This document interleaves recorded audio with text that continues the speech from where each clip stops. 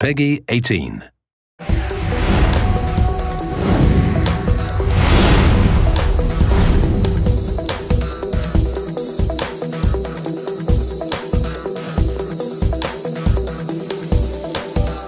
It's easy to look at something like Saints Row and go and think, oh God, they're just doing whatever. What's the appropriate level of crazy for a certain thing? The amount of discussions that we have about seemingly innocuous things are really weird. And like, it takes a lot of work to make something this beautifully stupid. Thank you. I mean it. You're not wearing pants. This just got weird. Without Saints Row 1 and 2, there'd be no Saints Row 3. Without Saints Row 3, there'd never be a Saints Row 4. And so we have to go and respect that. There needs to be a dialogue between us and the people who love what we do. My name is Mike Watson. I own IdleNinja.com. I've been doing mods for the franchise since Saints Row 2 for PC. So Steve called Mike up on the phone and asked him to come out and try out the game. Leave it to the Saints. Brought to you by Friendly Fire, the only joint. It hasn't felt real to me until now. And then later I followed up with Steve about the stuff that he was doing with modding and basically said, you know, could we get in touch with some people from Volition? So we came up with Kinsey's Toy Box for the SR3 modding SDK that we're building.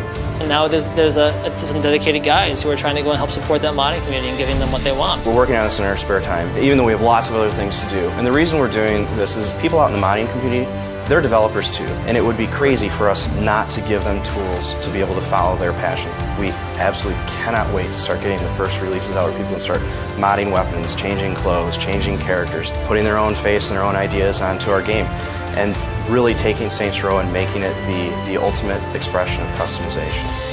This isn't me. Shaundi, you okay? This is getting weird. Get out. There's kind of a little bit of a holy war that happened after Saints Row 3 came out. There's some people who really love Saints Row 3, and there's some people who really love Saints Row 2, and Saints Row 4 is kind of our attempt to go and bring these people together into one big happy Saints Row family. I love Saints Row 2 on a level far beyond any other game. He felt that the franchise forgot about him because I was with you guys for the first 2 games, and then he went so far in this other direction in Saints Row 3, and he's like, you know, maybe the game is just not for me anymore. You can never go and feel disappointment if you never loved something. And so that's why Saints Row 4, we really took this approach of it being like a love song to our fans. It started off a little slow, and I think part of that was, you know, I was looking at a lot of unfinished assets, unfinished cutscenes. But once I got past a certain point in the story where I started being able to change weapon skins when they started getting more of the superpowers, that's when it became something really special. Over the course of 3 days, it was interesting seeing him go from being trepidatious to being interested to loving it. There's just so much great stuff in this game that I didn't expect. A lot of the open world takes place in this virtual recreation of Steelport, which has been great because you kind of have a sense of familiarity, but we also knew we wanted to go and feel different. Because of superpowers, that's exactly what happened. You experience the city in a very different way. I mean, we have structures changed, we add these massive alien towers that you can climb up, but the biggest thing is that because you are leaping over buildings, the whole vertical element of it has redefined everything about the city. Because that was like the most fun I've ever had playing a Saints Row game or any superhero game. Whoa, guys. Can we just get to murdering already? If we know that people like certain things, we should celebrate that and give them more options. We know people wanted more customization options. Let's let them customize weapons. Because all the weapons in 4 are just like crazy amazing. Shouldn't have fucked with the president!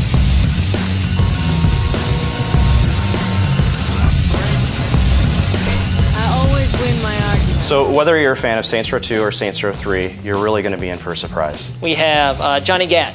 Will not be a Saints Row game without Johnny Gat. Benjamin King from Saints Row 1 as your chief of staff. We have a lot of the old favorites from Saints Row 3, you know, Kinsey, Pierce, Shaundi, other Shaundi. It really feels like a celebration of the entire Saints Row franchise instead of just a continuation of Saints Row 3. I feel like Steelport's actually part of the Saints Row universe, and like now that I feel that way, I feel better about the new characters. Obviously, every game we want to bring more people in. We want more people to go and experience the game than the previous one. But it's also so important that we never forget the people that stuck with us this entire time, because that's why we got to be where we are.